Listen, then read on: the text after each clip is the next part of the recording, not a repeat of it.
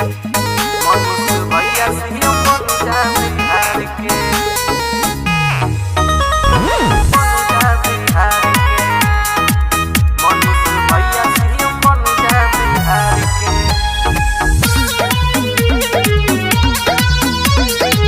मनीष भैया सीएम बन जा बिहार के। दिन प दिन होता गलत कमावा, डूबल जाता बिहार के नमावा।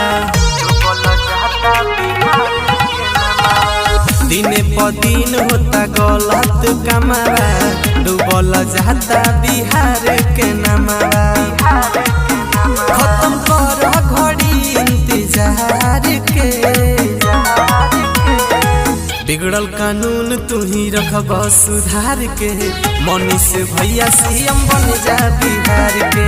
बिगड़ल कानून तू ही रखब सुधार के। मनीष भैया सीएम बन जा बिहार के। मनीष भैया सीएम बन जा बिहार के। Music by Rohit Dixit. Manish भैया सीएम बन जा बिहार के। आहरमी जवान पे भइल अत्याचार बा, कहवा दिशा में अब तो जात बिहार बा। तू सबक सिखैब सरकार के,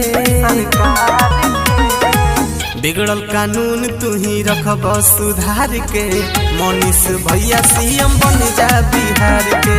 बिगड़ल कानून तू ही रखब सुधार के। मनीष भैया सीएम बन जा बिहार के। मनीष भैया सीएम बन जा बिहार के। Music by Rohit Dixit.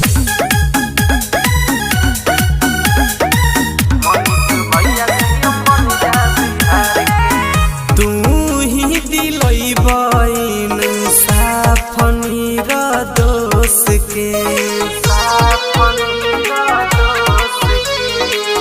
कहमल से आजाद कहे के अफसोस के। तू ही बुझेल दुखिया लाचार के, बिगड़ल कानून तू ही रखब सुधार के।